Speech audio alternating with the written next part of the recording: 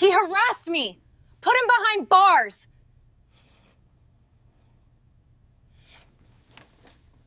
One phone call on a rainy night flips a quiet plaza into flashing lights. A short video turns a stranger into a villain in seconds. But the truth lives in the shadows, off camera, off script. Stay with me until the last frame. The moment you think you understand it, the ground moves. A sudden 911 call sparks a public storm around a CEO. While the internet rages, he keeps calm and pays attention to tiny things most people miss. Those small clues lead to a hidden pattern with real power behind it. When the pieces lock, the answer arrives quiet and sharp. Nothing like what the crowd expects. If you enjoy tense, cinematic mysteries like this, please subscribe and tap the bell so you never miss a story. Bell, where are you watching from? Comment your city name below. I want to see our map grow. Globe showing Europe, Africa. Rain moved across the river like cold smoke, a gray sheet that made the glass towers sweat and the stone plaza shine.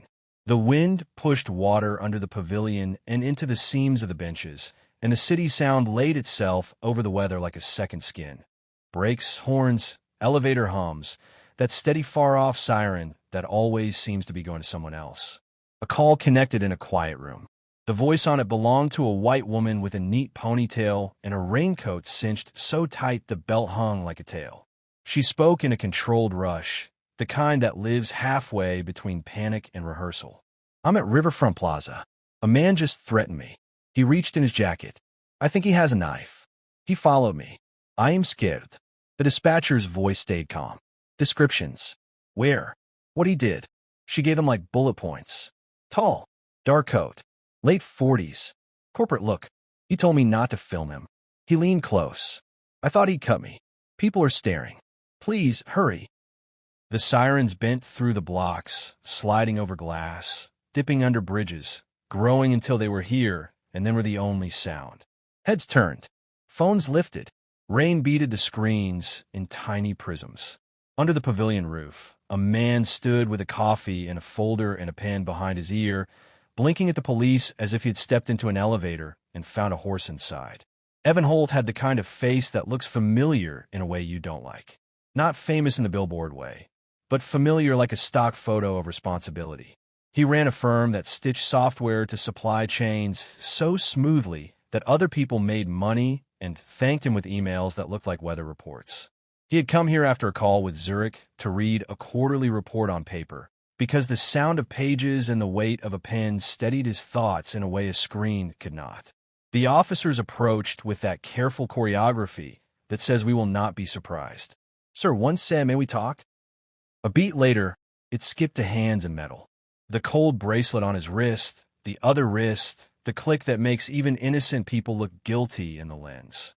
The woman stood 20 feet away and talked to a third officer with her chin up and her voice in tune for the camera. In the first 10 seconds of video, someone whispered his name. In the next 10, someone uploaded it. There he is, she said on the audio, like she had spotted a tiger behind glass. It rained on the cruiser's window in long lines that made the city smear and sharpen. He watched a tree shadow strobe over a bridge rail like a heartbeat. He could feel that old machine inside himself start to map the room he would be taken to, the way the light would sit on metal, the smell of vinyl and bleach. Detective Marquez arrived with sleeves rolled and a tie that had given up the fight years ago. He spoke in the even tone of a man who's learned that volume is a kind of knife. Walk me through your evening, Mr. Holt. Evan told him about the coffee shop that still used real cream, the call with the Swiss who were always on time, the printout on which he circled a number that had been bothering him all week. He had not spoken to the woman. He had not seen her. She says you threatened her with a knife. I don't carry one. We checked. Wallet, keys, pen, notebook. Evan pushed the pen across the metal desk. It sounded like an announcement. He swallowed and anchored himself to small things.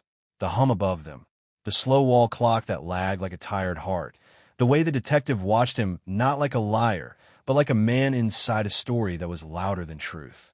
You see anyone hanging around her? Marquez asked. A man in a gray cap, hoodie under a jacket. He wasn't wet. Hands in pockets. He stood very still. He had a broken watch, bezel missing. Left shoe was scuffed in a strange pattern, like he drags his foot when he stops. Marquez's pencil paused. You notice a lot. I make money noticing what other people scroll past, Evans said. It's a habit. He was released just after midnight. Not absolved. The release you get when the machine is not done, but the shift is over. He went home to the 30th floor, to a window that made the city look like a hard drive, blinking at random, and he tried to match each blink to a thing he could control. Sleep came in thin slices. In one, he was back under the pavilion, but it was inside his office. In another, he was in an elevator filling with water. He woke at 4 and watched the river turn from metal to milk to steel. By morning, the clip was everywhere. 20 seconds of handcuffs and rain and a voice saying there he is. Captions that worked like rivers on a map, guiding attention to a place with no topography. Corporate man threatens woman, gets caught, pretends confusion. There was no room for nuance inside the little rectangle where he was bending to a back seat while the city stared. People wrote his name like a curse. His board had a call in which no one said his name first. He stepped aside because that was the move. He signed his leave. He told his comms team to tell the truth and no more. He sat in his own kitchen and could feel the hole opening under the chair. He went back to the precinct with a lawyer whose suit was a better fabric than the chairs. He gave Marquez timestamps. The coffee shop camera saw him at 5:12 p.m. The 911 call hit the log at 5:16. The Plaza City camera had the woman walking with a purpose that reads as either fear or intent, depending on who you are in the story. The gray cap flickered at the edge of frames, hands quiet, posture too quiet. He left the station and walked to a diner that smelled like bacon and old lemons. Nora Maude was in the booth by the window, a reporter whose superpower was making people say the thing they had not planned to say. Her hair was pulled into a knot that meant she had slept at her desk. She had a manila folder with a bent corner, the kind of paper that knows it will ruin someone's week. Someone sent me this last winter, she said, sliding it to him. I was going to write it, and then I got scared in a way I thought I was done getting scared. It was a deck from a PR firm that sold its services with the confidence of a surgeon and the ethics of a carnival. The logo read North Ivy Strategies. The slides were glossy lies dressed as process. They offered crisis response, narrative steering, and a product called Trigger Events, which was just evil with a subscription plan. Bullet points for how to start a public incident that looked organic. Budgets. Timelines. Venues chosen for camera angles and reliable foot traffic. There was a sample list of plazas. Riverfront Plaza sat on the page like a dare. They have a budget line for actors, nurse said, and people to film it, and accounts that will boost the first 20 seconds until someone important sees it. There's a case study. Not you. Someone else last year. They shorted a company and then made a thing happen that shaped a story. The stock dips, the crowd cheers or cries or both, and the money moves to the people who knew the dip was coming. The next day, a box without a return address landed at Evans' building. The doorman held it like it might start making noise. Inside was a cheap flash drive and a note with 2 words, for now. The drive contained a recording of a North Ivy planning call. A grid of faces. A woman in a black top leading the show, confident in that way people are when they've never been caught. Riverfront activation, she said like it was a concert. The deck showed a line item, community actor, Ava D., $2,000. And there, in a lower corner of a slide that someone had tried to scrub and failed, a still of the woman from the plaza, hair shorter, smile practiced, another name under her picture. Gotta. Evan used an air-gapped laptop. He sent the file to his lawyer and to Marquez. The detective came with a bag for chain of custody and a face that had been in too many rooms where lies felt heavier than chairs. Where did this come from? He asked. Mailbox. No prints. I didn't touch the drive with my hands. I used a safe machine. I didn't make copies. I need you to promise you won't be a hero. I promise I won't make your job harder, Evans said, which was not the same thing, and both men knew it. He saw the woman outside the courthouse days later. She had that small tremor in her hand that cigarettes both cause and cure. He walked up slowly, palms open like he had learned in 1,000 boardrooms where someone was waiting to say no. I want to talk, he said. She looked at him like a person who had been moving in one direction and had been told to turn around. I didn't know it'd be you, she said. I didn't know they'd pick someone who looks like he knows how to fight back. Who is they? She stared at the rain on the sidewalk as if it could explain anything. I needed money. They found me online. I did a few jobs. Easy weird stuff. Smile for a camera. Start a small argument. This was supposed to be easy, too. I am sorry. I don't know what that's worth. He nodded once. It was worth something. It wasn't a cure. His phone rang while he stood there. The number was blocked. The voice had the lack of effect you get when you've practiced being nobody. Sit this one out, Mr. Holt. Let blow. You go on sabbatical, we do what we do, then we all go home. No one wants to see your name in chalk on the sidewalk. Who is this? The line paused. Behind the voice, he heard the chirp of a crosswalk signal. He knew that tone, the specific two-stage beep the city used near Riverside and Pine. He pictured the corner with a newsstand and the mirrored glass that caught sunrise like fire. He had seen the gray cap there last fall, hands in pockets, watching a product launch event like it was a sport. Nor called 2 hours later. Miriam wrote again. She said, not her name. The person who sent me the deck. She says there's another hit coming. Not you. A small bank this time. Same playbook. Do you want to meet her? He did. They met in a church basement that remembered more secrets than it had chairs. There sat between them like a witness. Miriam entered with a plain sweater and a face that had been polished by worry. In person, she looked less like the screenshot and more like someone who missed her old life. I work for North Ivy, she said. Long enough to get promoted and too long to pretend I didn't see the filth.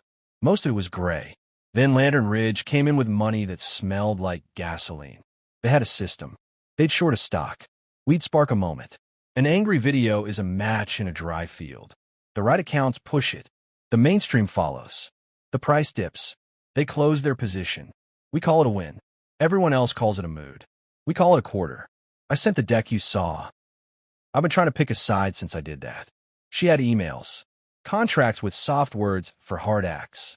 A memo where some manager had made a joke that was not a joke about how easy it was to borrow police force for free. Evan's lawyer recorded with consent. Evan asked about Kara. Miriam looked down. Gig worker. A list of debts and a talent for making people like her. They paid cash. Gave her lines. Told her to remember key phrases for the dispatchers. Told her to cry if she could. Told her they had a legal team if she got scared. She didn't. Evan built a timeline. He did it the way he builds everything, with small parts that click into bigger parts until the whole thing can carry weight. The 911 log, the plaza camera, the gray cap's posture, the PR firm's deck, the short interest that jumped in the hour before the clip hit the explore pages. The slope of the chart at 5:31 p.m. like the drop of a roller coaster. Lantern Ridge's filings. He drew lines between dots that most people would not put on the same page. He wrote a memo without adjectives. He sent it to his lawyers. They sent it to the state attorney general and the SEC. The city hummed. The blowback swelled and then moved on to a new face. He did not look at his own face online. He also looked inward.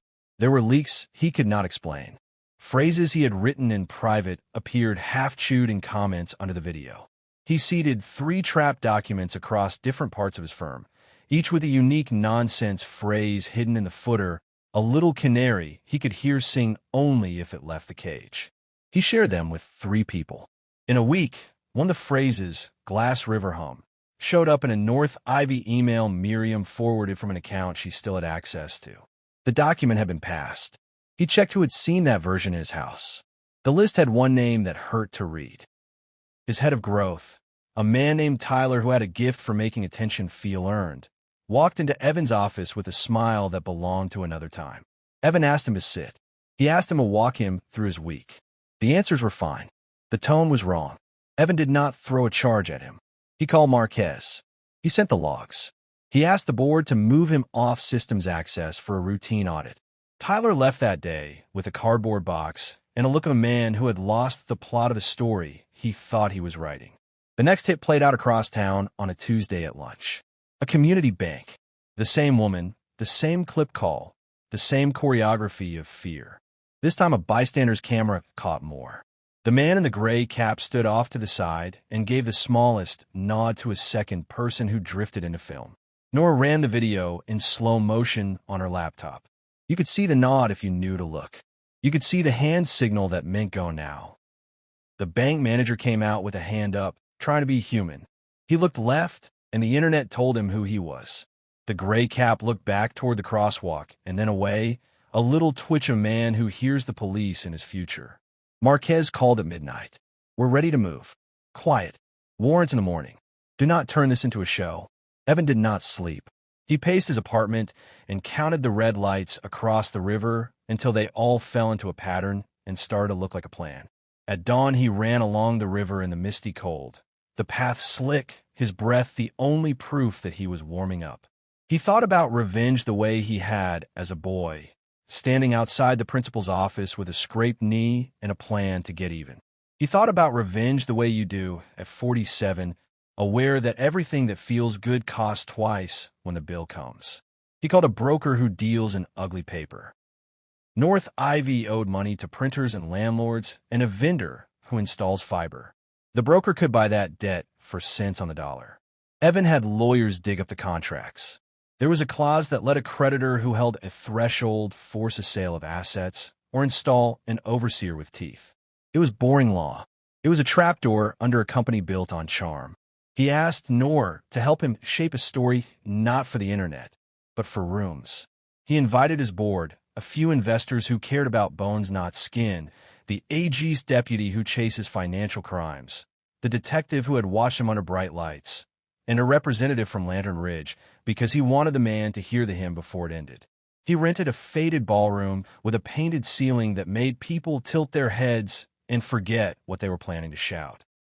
He stood at a podium and took a breath that came all the way from months ago, from the moment the cuffs caught his skin, and he told them a story with rain and graphs in it. He rolled the 20-second clip without sound. He played a second clip from farther back, where a hand signal meant go. He put up the deck from North Ivy and let the room sit with the words trigger event, long enough for the phrase to go sour. He traced a line from a 911 call to a trade blotter at 5:31.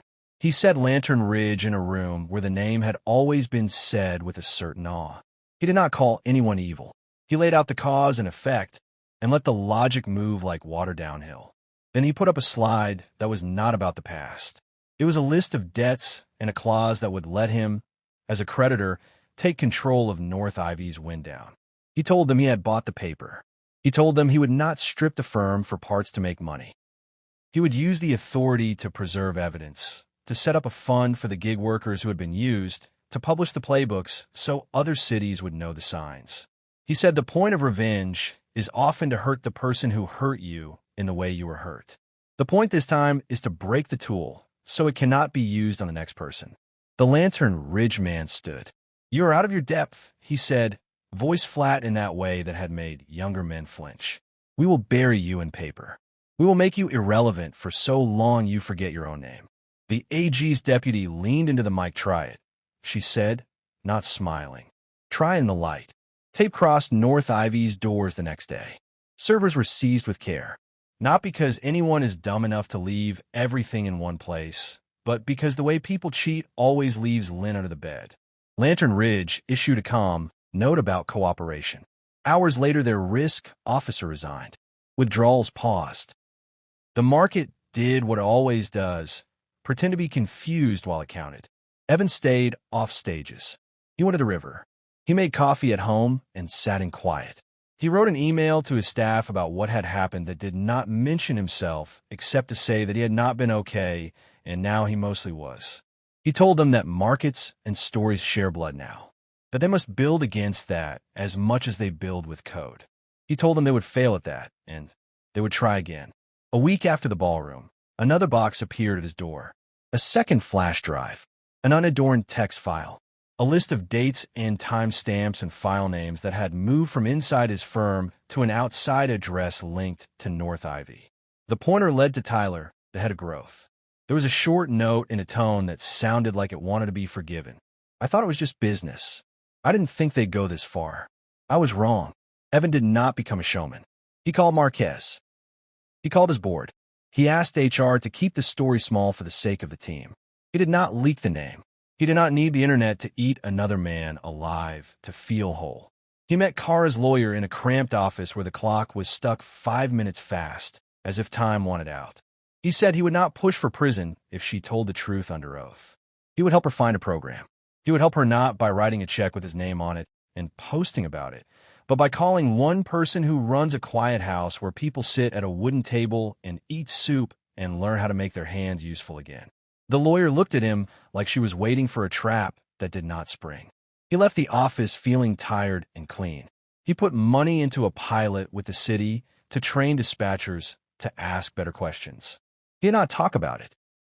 He sat in the back of a room with laminated binders and watched a woman who had worked the 911 desk for 20 years teach young people how to hear the difference between fear and performance. The software team that helped design the new prompts wore hoodies and wrote code that did not care who wears a suit. In the middle of all this quiet work, something else happened that no one outside a handful of rooms saw coming. Lantern Ridge had bet against his company not just on the day of the plaza, but over months in small bites that added up. They were used to winning on the slow squeeze of doubt. Now doubt had shifted. The AG had asked questions. North Ivy's doors were taped. The clip that started it was now evidence of a thing that looked exactly like manipulation. Investors who had shorted because others had shorted started to cover out of fear, not out of belief in him. He did not choreograph it. He watched it like whether he had once learned to read and then had learned not to pretend to control. He did not tweet a victory lap. He ordered sandwiches for his team and told them to turn off the line charts when they made them dumb. Detective Marquez came by on a Tuesday to say the man in the gray cap had taken a plea. Conspiracy. Time that would take him away from dusk for a while. Marquez asked if Evan regretted not making a larger example of Kara. Evan shook his head. I don't like to offer myself as proof that mercy is smart. It just felt like the only part of this I could choose that didn't make me smaller. You still think about the arrest? Marquez asked. At night, Evans said, when the sirens move in both directions at once, and I can smell wet metal that is not in the room. When North Ivy's assets were sold, the documents did not sing. They were dry files stamped with dates. Hidden inside were things that felt like someone had finally opened a window in a room that had been closed too long. Flowcharts that mapped how to start a fight in a park, scripts for calls to dispatchers with fill-in blanks for location and fear, lists of accounts that would post within 3 minutes of a video appearing. The firm had called it orchestration. Evan called it theft. He had a team scan it all and publish what could be published without sinking real people. He sent copies to agencies who often come into the story second. Noor's investigation ran the same week. It was not sensational. It read like the truth reads when you take the extra minutes to write it, so it can hold up a year later. It named the machine and how it got fed. It showed the river of money. It left out names that belonged to people who had chosen to testify and whose lives would fold if the internet decided to have them for lunch. Evan read it alone in his kitchen like a penitent reads a prayer they once memorized and now understand. His board asked him to come back. He said yes, because leaving would feel like letting the machine when a hand had already lost. He came back quieter. He stopped taking panels. He stopped confusing applause with evidence. He met with a handful of founders who had been hit by smaller storms and told them what to save and what to throw overboard. Not with the certainty of a man who had figured it all out, but with the calm of a man who had lived to try again. Months passed. The river stayed the same and changed every day. He ran by it in the mornings, his breath in white puffs in winter, his shirt sticking to his back in June. He could still find the square of stone where he had turned toward the cruiser, the exact dark seam in the pavement where his heel had caught. It had no mark. Only he could see it. One evening, as the sun broke under a low cloud in a way that made everyone stop and lift their phones, he saw a man across the plaza wearing a gray cap. The face was thinner now, the jaw set not by choice. The man looked at Evan in a way, and in that moment they were two people who had found out too late that someone else had been writing their script. The man had no watch at all. He moved like a person who had learned to measure time by the angle of light. Evan's phone buzzed with a number that had once been a burner and now had a name. I'm leaving, the text said. Thank you for not making me a spectacle. He typed back, good. Take care. He did not save the thread. He put his phone in his pocket and watched a mother bend to tie a child's shoe, the laces touching the stone that had once felt like a stage. When he got home, there was a letter from the Attorney General's office, copied to him because his firm was a creditor. It was a consent decree. Dense, precise, patient. It dissolved North Ivy. It banned certain practices and required training that would make the next firm think twice before renaming harm and selling it. Lantern Ridge was under investigation. The papers had stopped caring. Investigations take longer than headlines. He put the letter in the drawer with the few things he keeps that prove anything about his life. A napkin with his father's handwriting. A ribbon from a contest he lost when he was young and learned something he could not name then. He didn't become the man he had been before the plaza. He couldn't. He walked forward with a changed step. He chose his battles. He wore the same coat and bought a different pen and laughed at how the stock price made people call him genius and then idiot in the span of an afternoon. He knew better. He measured his days not by the line on a chart, but by the number of times he chose to leave the match unstruck. Sometimes late, when the city hummed like a machine left on in another room, he would think of the call that started all of it and how easily one voice can turn a city's attention like a hand on a wheel. He would think of the dispatchers learning to ask one more question of a young hire in a headset saying, "Are you safe right now? Can you move to a well-lit area? Can you tell me exactly what he said?" He would think of the lines on a slide deck being seen not just by the people who want them to be true. On a clear morning in fall, he met Nor at the diner with the lemon smell and the tired coffee. She set her phone face down and, for once, did not ask for a quote. "You know what no one will believe?" she said. "The best part of your revenge is how boring it was. You bought debt. You made calls. You sat in rooms with carpet. You put the truth where the truth sits, and you waited." He smiled. "People like a splash. People like blood," Nurse said. "And the thing with blood is it belongs in bodies." He walked back to his office, past the plaza where it had started. He paused automatically under the pavilion, the place where the air had changed its temperature in 1 second months ago. A group of teenagers skated past with the grace of people who do not yet know what their bodies will forgive. An old man fed birds with the same hand motion over and over, a private prayer to flight that never ends. The light slid across the river. The crosswalk chirped in a rhythm that made sense to someone who needed it. The city breathed. He breathed with it. Later that day, he stood at the window while the sun slid off glass towers and turned them into dark pieces against a hot sky. He felt the old ache in his wrists where the cuffs had caught, a phantom feeling like a weather change in a healed bone. He put his palms flat on the glass and watched his breath fog and clear. The sound under all the sounds was there as always, the low hum that means life is still being built somewhere close. He had time, still, to choose the next scene. He turned off the light and let the room go gentle and dark, the city beyond it still working, still wrong and right in equal measure. And in that balance he felt something like peace.